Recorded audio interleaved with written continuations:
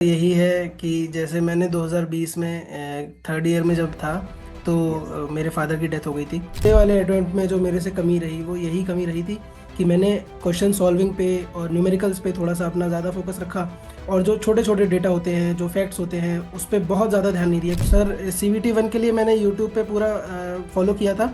तो उसके बाद जब CBT 1 में मेरा रिजल्ट मार्क्स अच्छे आए, मैंने जब देखा तो उसके बाद फिर चयन बैच मैंने ज्वाइन किया। Hello everyone, welcome to engineers वाला। कैसे हैं आप लोग? होपफुली अच्छे होंगे। और आप सबको पता है एसएससी जेई 2024 का रिजल्ट आ चुका है।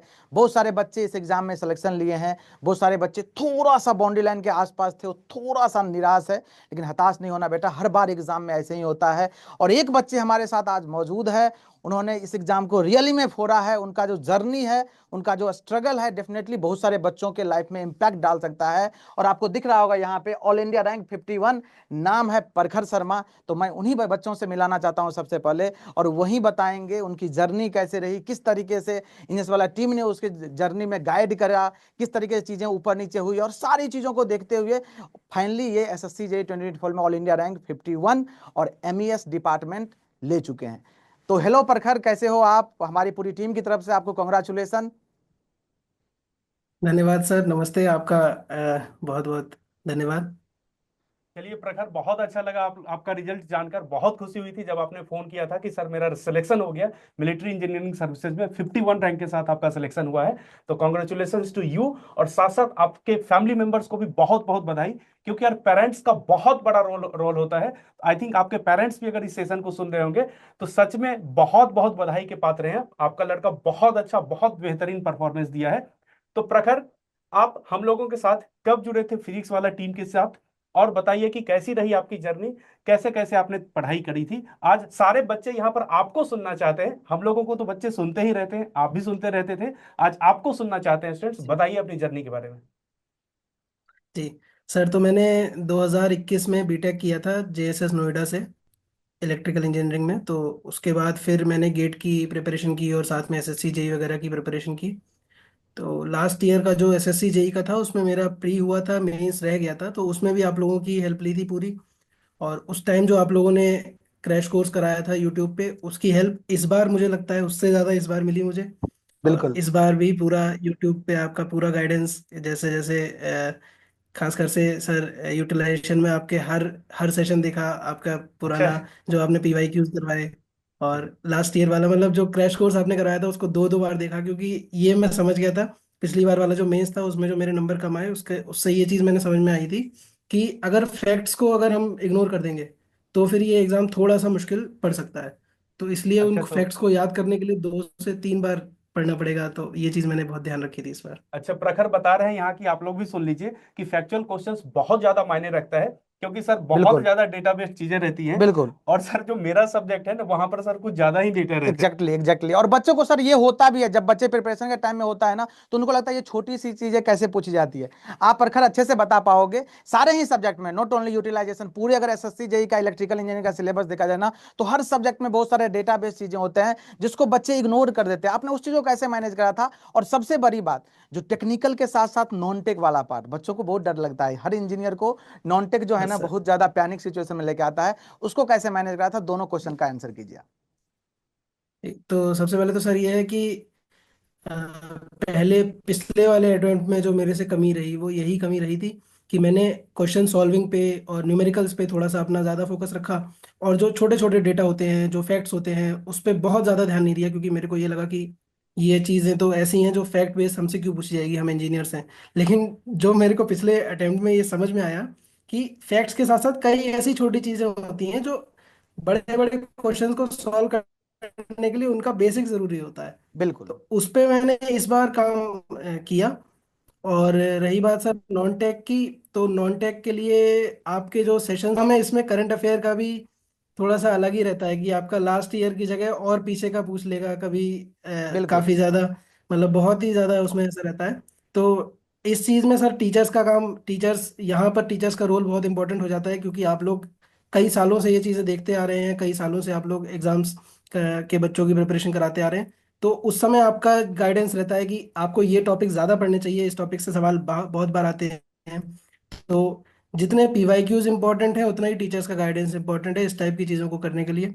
तो नॉन टेक के लिए मैंने ऐसा किया था कि आपका एक तो सेशंस जो पीवाईक्यू वाले थे, और बिल्कुल। हिस्ट्री सिविक्स और हिस्ट्री पॉलिटी और ये ज्योग्राफी वगैरह, इन सब के सेशंस पूरे पूरे देखे। प्लस जो पीवाईक्यूज की जो प्रीवियस ईयर पेपर्स जो थे, टेस्ट सीरीज, उसको मैंने सॉल्व किया, लगाया। और उसके अलावा सर रीजनिंग होता है, और इस सब की तो प्रैक्टिस ही है। ये तो ऐसी चीज़ है जो आपको मतलब जहाँ पे मिल जाता है प्रैक्टिस। क्योंकि खासकर से ऐसा होता है कि ट्रेंड बहुत ज़्यादा चेंज नहीं है नॉन बिल्कुल। टेक्निकल में। जो टॉपिक्स इंपॉर्टेंट हैं वो काफ़ी समय से इंपॉर्टेंट चले आ रहे हैं, जैसे स्पोर्ट्स हाँ, वाला सेक्शन हो गया, या फिर रीजनिंग में भी कुछ कुछ जो पार्ट्स हो गए। तो ऐसा ऐसा है कि वो अगर आप वो चीज़ पकड़ लें टीचर्स की हेल्प से, तो फिर उन टॉपिक्स पे अपना काम करके अपने आप को इतना बना सकते हैं कि उसका नॉन टेक को आप अच्छे से कर पाएं। अच्छा, तो प्रखर ये बताइए कि आपने जैसा कि बताया, फिर आपने एसएससी जेई सीबीटी वन इस बार भी क्वालिफाई किया, फिर आपने एसएससी जेई चयन बैच ज्वाइन किया था पीडब्ल्यू का। तो चयन बैच में आपको क्या क्या बेनिफिट्स नजर आए थे? क्योंकि वहां पर सर हम लोग काफी बिल्कुल। क्वेश्चंस पर फोकस कर रहे थे और बिल्कुल। सीबीटी टू बेस्ड कंटेंट पर फोकस कर रहे थे। जी। तो एक बार बताइए, चयन बैच में आपको क्या क्या हेल्प मिला था यहाँ पर फिजिक्स वाला चयन बैच से? जी, तो सर सीबीटी वन के लिए मैंने यूट्यूब पे पूरा फॉलो किया था। तो उसके बाद जब सीबीटी वन में मेरा रिजल्ट मार्क्स अच्छे आए, मैंने जब देखा, तो उसके बाद फिर चयन बैच मैंने ज्वाइन किया। तो उसके पीछे रीज़न ये नहीं था कि आपका कंटेंट यूट्यूब वाला कम था। उसका रीज़न ये था कि हमें एक जगह पे जो कंसोलिडेटेड मिल जाएगा, तो वो चीज़ ज़्यादा फायदेमंद था। एग्जैक्टली। इनफैक्ट जब मैंने चयन बैच में भी जो मैंने क्वेश्चंस जब प्रैक्टिस चल रही थी, तो आप लोग ही बार बार बताते थे कि आपको जो यूट्यूब पे क्रैश कोर्स है, उसके लेक्चर्स आप दोबारा देख सकते हैं। तो कंटेंट में कोई ऐसा बहुत बड़ा वो नहीं है कि चयन बैच में कुछ अलग से हमें पढ़ाया गया। पर लेकिन जो हमारी क्वेश्चन सॉल्विंग की एबिलिटी थी, और क्वेश्चन जो पीवाईक्यूज हैं, जो स्पेशल टॉपिक्स हैं जिस पे बहुत ज़्यादा ध्यान देना चाहिए सीबीटी टू के हिसाब से, तो उस पे आप सब लोगों ने बहुत ज़्यादा काम किया, तो उसका काफ़ी हेल्प रही सर। बिल्कुल। तो फाइनली जो ये जर्नी है ना, अब finally SSC JE CBT one CBT two आपने क्रैक कर दिया। अब बात आती है ना, जैसे कल रिजल्ट आया, इस बीच में चल रहा था बहुत डायलमा वाला सिचुएशन था, जो कब देगा एसएससी जेई रिजल्ट, हाँ कब सर। देगा, बहुत डिले कर रहा है, और अचानक से रिजल्ट आ गया। तो ये जो फर्स्ट इंप्रेशन होता है ना आफ्टर गेटिंग रिजल्ट, इसके बारे में थोड़ा एक्सप्लेन कीजिएगा। बहुत सारे बच्चों को जो होता है ना, इस चीज का इंतजार रहता है, इसके बारे में थोड़ा सा बताइएगा। फर्स्ट एक्सप्रेशन क्या था आपका, कैसे आपने रिजल्ट देखा? तो सर जो लास्ट ईयर का ट्रेंड था उसमें ये था कि सीबीटी टू के बाद एक महीने बाद रिजल्ट आ गया था। तो बिल्कुल। इस बार भी बिल्कुल। हम लोग उसी तरह से सारी चीज़ें मान के चल रहे थे कि एक यस। महीने बाद लगभग रिजल्ट आ जाएगा। अब जैसे वो एक महीना होता गया, तो फिर हम लोग के ग्रुप्स पे आपस में जो बातचीत होती थी, या बिल्कुल। आपने घर में जो बात बताते थे कि अब रिजल्ट कभी भी आ सकता है, किसी भी दिन आने वाला है, तो वो तो हर रोज लग रहा था कि रिजल्ट आ जाएगा किसी भी दिन, कभी भी। और दूसरी बात सर, इसकी वैकेंसीज हैं या डिपार्टमेंट है, वो चीज़ें थोड़ी सी ऐसी रहती हैं जो हमारे हाथ में नहीं है कि कौन सा बिल्कुल। डिपार्टमेंट मिलेगा क्या है। वो तो एंड टाइम तक सर, लास्ट तक ये लगता रहा कि कौन सा डिपार्टमेंट मिलेगा। मार्क्स को देख के इतना तो अंदाजा लग गया था कि इस बार कट ऑफ से ऊपर आ जाऊंगा। तो बस यही है कि जब फाइनल, अब कल कल ऐसी कोई उम्मीद नहीं थी कि कल आ जाएगा, क्योंकि बहुत दिनों से हम लोग ऐसी उम्मीद कर रहे थे कि बिल्कुल। किसी भी बिल्कुल। दिन आ सकता है। तो यस। कल भी ऐसी कुछ खास उम्मीद नहीं करी थी कि कल एकदम से आ जाएगा।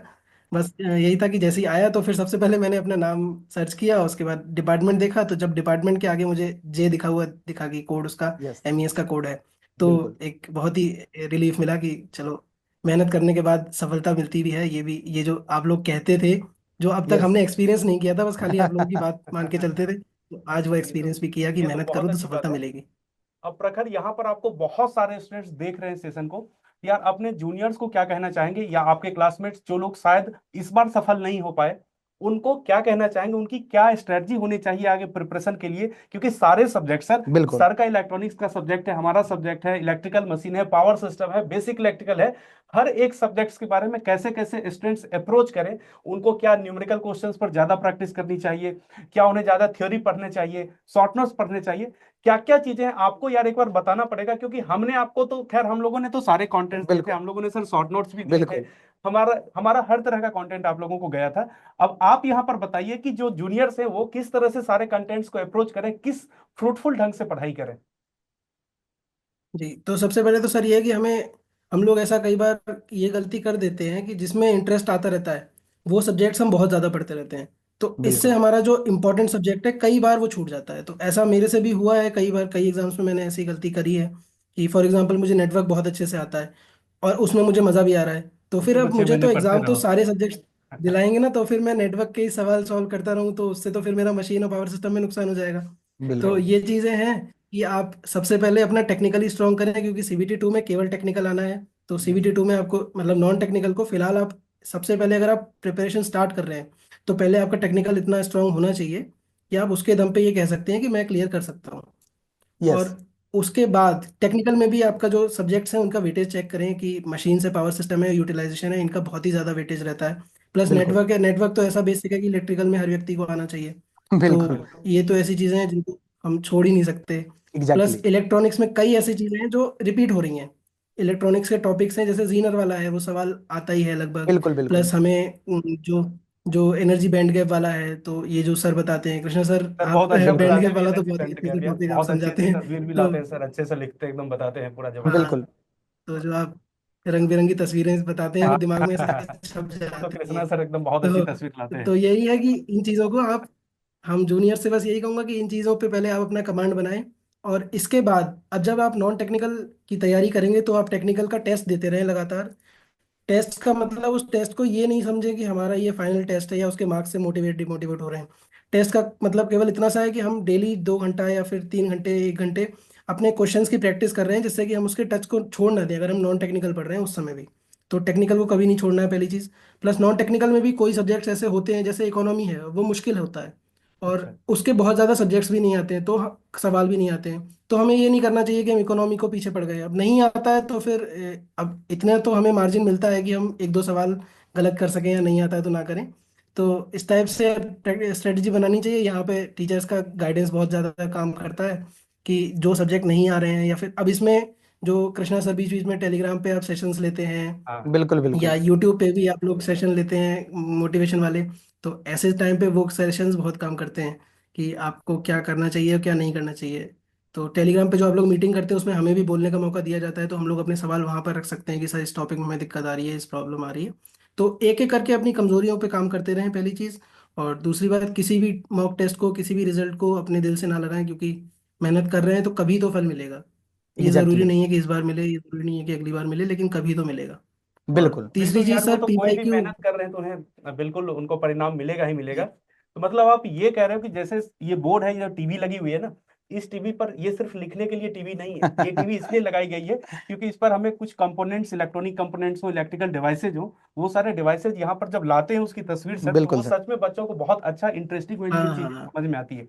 अब यार थोड़ा सा टेस्ट सीरीज के बारे में बताओ कि हम लोग लगातार, हम लोग जो पढ़ाते रहते हैं, साथ साथ हमारी चिंता रहती है बिल्कुल। हमारे टेस्ट सीरीज में अच्छे से अच्छे क्वेश्चन जाएं, जिससे कि स्टूडेंट्स जब उस क्वेश्चंस को प्रैक्टिस करें ना, तो उनको एग्जाम में बहुत ज्यादा मदद मिले। तो यार टेस्ट सीरीज के बारे में थोड़ा सा बताओ, कैसा आपका एक्सपीरियंस रहा था वहां पर, क्या आप टेस्ट अटेम्प्ट करते थे या बहुत सारे बच्चों की तरह टेस्ट अटेम्प्ट ही नहीं करते थे?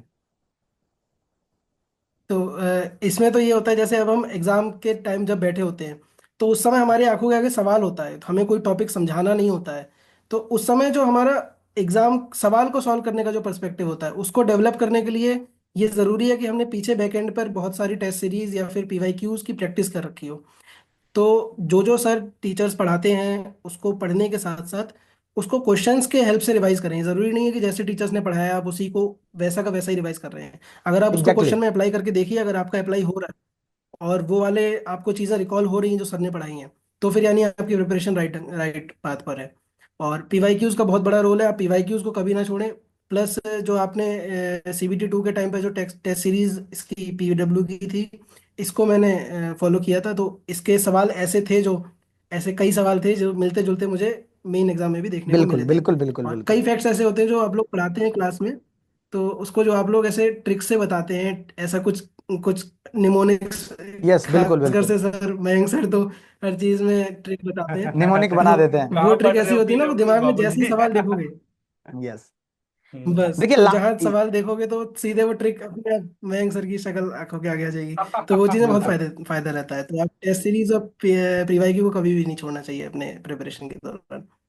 चलिए, बहुत बढ़िया लगा ये जर्नी। एक लास्ट क्वेश्चन है, और ये क्वेश्चन थोड़ा सा आपको फैमिली के लेकर के, देखो ये जो जी तैयारी आपने स्टार्ट करा था ना, बहुत सारे बच्चे जैसे आपने बीटेक कर लिया, आपने बताया जैसा 21 में ही पास आउट हैं, 21 से लेकर के अगर अभी देखते हैं तो 25 है। ये जो 4 साल का जर्नी है ना, इसमें कोई ना कोई तो होगा आपके फैमिली में जो आपको बहुत सपोर्ट किया होगा, हमेशा एक पिलर की तरह खड़े होंगे, जो आप तैयारी करो, मैं तो हूं ना, मैं सारा चीज देख लूंगा।